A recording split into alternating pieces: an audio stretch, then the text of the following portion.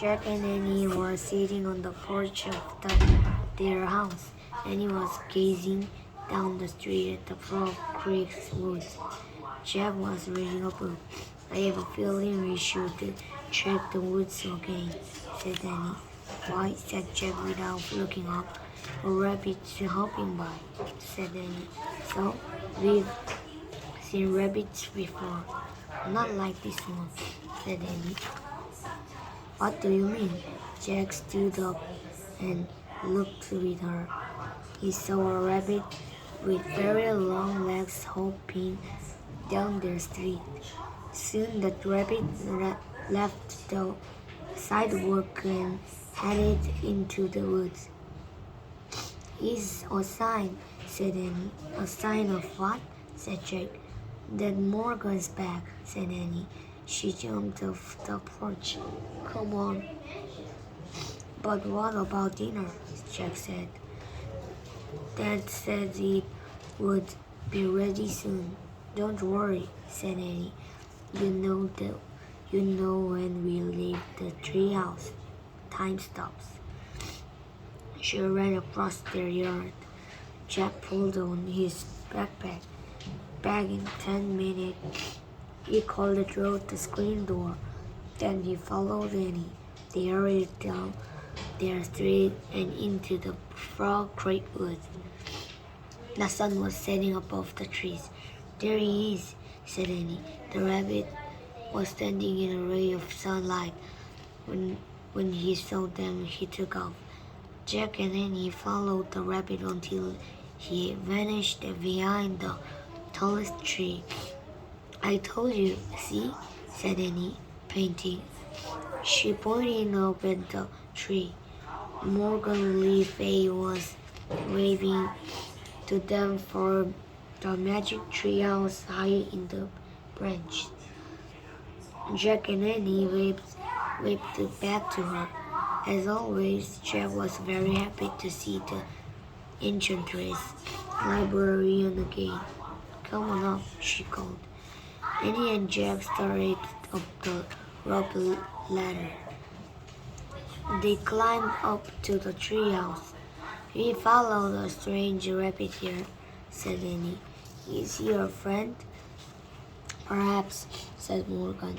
She smiled mysteriously. I have many good friends, including us, said Annie. Morgan laughed. That's right. How are you, said Jack. I'm still having problems with Maureen, said the enchantress, which leaves me little time to do my real work. But soon you both will become master librarian, and that will be a big help to me. Jack smiled. He was going to be a master librarian who traveled through time and space. It was almost too good to believe. Are you ready to solve another riddle? Asked Morgan. Yes, said Jack and Annie together. Good, said Morgan. First, you'll need this for research. She pulled a book from robe and handed it to Jack. It was the book that would help them on their journey.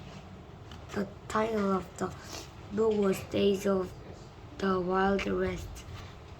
On the cover was a picture of a western town on the prairie. Oh, wow, said Annie. The Wild West. Jack took a deep breath. Just how wild, he wondered. Morgan reached into the folds of her robe again and pulled out a scroll. She handed it to Annie. Read this when the treehouse lands, she said. Is it a riddle? Asked Jack. Yes, said Morgan. Then you'll only have 2 more to solve. Are you ready to go? Jack and Annie nodded. Annie pointed to the picture on the cover of the Wild West book. I wish we could go there, she said. The wind started to blow. Goodbye, said Morgan. Good luck. The treehouse started to spin. Jack squeezed his eyes shut. The treehouse spun faster and faster. Then everything was still. Absolutely still. Jack opened his eyes. Morgan's face was gone. A fly buzzed around his head. The air was hot and dry.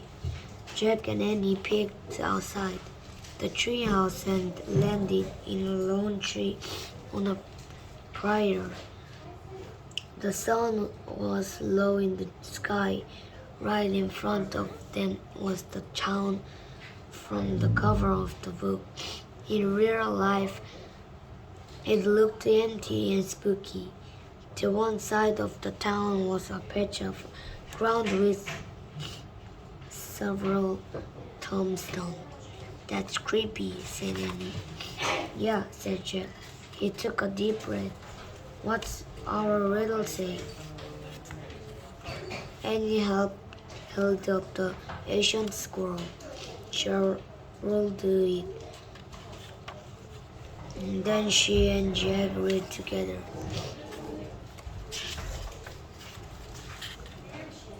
Jack pushed his glasses into place and read the riddle again to himself. There must be a mistake, he said. Am I? His worried teeth twist. Well, I don't hear any voices now, Annie said as she looked out the window. There were no human sounds at all, only buzzing of flies and the whooshing of the dry wind. Let's look at the book, Jack said. He opened the book. The pages were yellow with age. He found a picture of the town and read the words beneath it out loud. Wow, a ghost town, said Annie, her eyes wide. Let's take a quick look around, said Jack, so we can leave before dark. Right, said Annie. Let's hurry. She started down the rope ladder. Jack put the old book into his pack. Then he followed Annie down the ladder. They stood by the tree and looked about. Tumbleweeds blew across the dry ground. Suddenly something jumped past them. Yikes, they both said. But it was just a rabbit, a long-legged rabbit hopping past them. Hey, he's just like the rabbit we saw at home, said Jake. Yeah, that rabbit must have been a sign of things to come, said Annie. The rabbit hopped across the prairie and out of sight. I'd better take notes, said Jack. He reached into his backpack and took out his notebook and pencil. He wrote, rabbits with long legs. What's the sound? Said Annie. What sounds? Asked Jack. The whirring sound, said Annie. Jack looked up. What? He said. There, and he pointed to a rattlesnake. It was about 100 feet away. It was coiled up and reeling. Jack took one look at the snake and ran. Annie ran too. They ran past the graveyard and right into the ghost town. I guess that's why this town is called Rattlesnake Flats, said Annie when they stopped. Jack looked around. The town was hardly big enough to call a town. There was one paved street and a few old buildings. It was quiet, too quiet. Look, a store, said Annie. She pointed to a building. The faded sign said general general store. Let's look inside. Maybe the answer to the riddle is in there. Jack and Annie stepped on to the porch. The wooden boards cracked loudly. The door had fallen off its hinges. They peeked inside. The air was thick with dust. Spider webs hung from the ceiling. Maybe we shouldn't go in, said Jack. But what if the answer's here, said Annie. Let's just take a quick look. Jack took a deep breath. Okay. He and Annie tiptoed into the store. Look, said Annie. She picked up a pair of rusty spurs. Careful, said Jack. He poked at other stuff in the store. An old feed sack, a rusted tin cup, a faded calendar that dated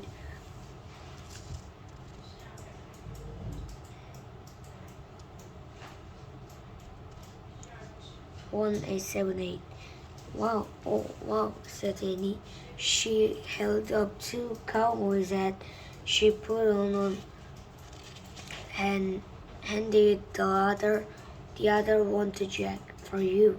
It's too dusty, said Jack. Just blow on it, said Annie. Jack blew on his head.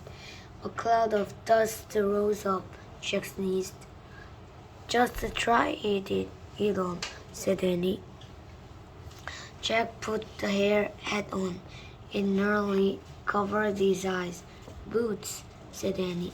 She pointed to a row of cowboys' boots on a shelf. There are even some small ones, like our size. Here's a pair for you. She handed the boots to Jack. They're not ours, he said. I know, but just try them on, said Annie. Jack turned his boots upside down and shook them as hard as he could. What are you doing? Asked Annie, pulling on another pair of boots. Checking for scorpions, Jack said. Jack. Annie laughed. Try them on. Jack sighed. He pulled off his sneakers. He pushed his feet into the boots. He pushed in and pushed. The boots were really stiff. Finally, he got his feet inside. Then he tried to walk. Ow, he said. Forget it. He started to pull the boots. What's that? Annie said. Jack froze. Piano music, said Annie. Maybe it's the boys in the rail. Come on. Jack threw his sneakers into his backpack and hobbled after Annie. Outside, the tune played on. It's coming for there, said Ed. She crept toward the building that had a sign with the word hotel on it. Jack leaped after her, and he slowly pushed open a swinging door. They peeked inside. The fading daylight lit a piano in the corner of the room. The keys were moving up and down, but no one was there. Jack and Annie backed out of the hotel. When they got it outside, they heard another sound. Horse hooves thumping against the hard ground. A cloud of dust seemed to be moving toward the town. As it got closer, Jack saw three riders. They were herding a small band of horses. Hide, Jack said. Where? Said Annie. Jack looked around widely. He saw two batters outside the hotel. There, he said. Jack and Annie hurried to the empty bar room. Jack climbed inside on and tried to scrunch down. His head wouldn't fit. He jumped out of the battle and drew his head into the hotel. Mine too, said Annie. Jack grabbed the horse and threw it. Then he scrambled back into the battle, just in time. Jack heard the horses thunder into town. He peeked through the crack in the battle and saw a blur cowboys and horses go by. Whoa, whoa, whoa, men shouted. Jack heard the horses come to a halt. They stamped and snorted. All he could see were shadows through the crack. Dust covered Jack. He had to sneeze. He pinched his nose. The creek bed must have dried up, a cowboy yelled. This town's a ghost. Yup, it gives me the shivers, said another. Let's camp over the rise. Jack really had to sneeze now. He pinched his nose tighter, but he couldn't stop the sneeze. He let out a chopped achoo. What was that? Someone said. Just then a loud whinny filled the air. Jack saw a beautiful horse rear up. She had no rider or saddle, just a rope under her neck. She was as red as the sunset. She had a wild black mane and a white star above her eyes. We can't keep fighting this one, boss, a cowboy yelled. Yep, she wants her coat.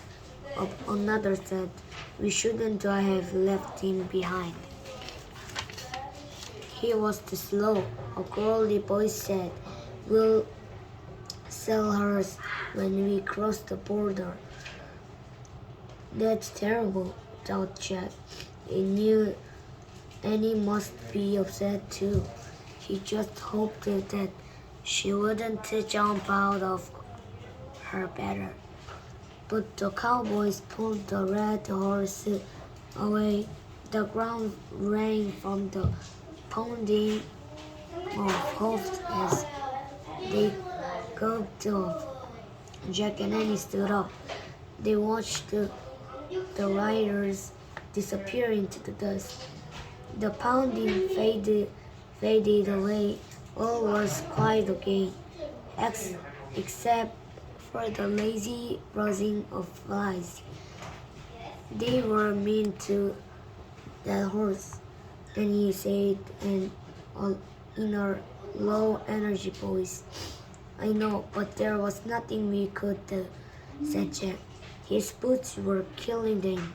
He climbed out of his battle. Man, I have to get these off, he said. Jack sat down on the porch of the hotel. He grabbed the foot of on wooden pole. Jack, said Annie. I think there is something we can do. What? Jack looked up. A small horse was running down the road. He was as red as the wild mother horse. He had the same black mane and white star above his eyes. A rope was around his neck. He looked very lost. 드디어 끝냈다.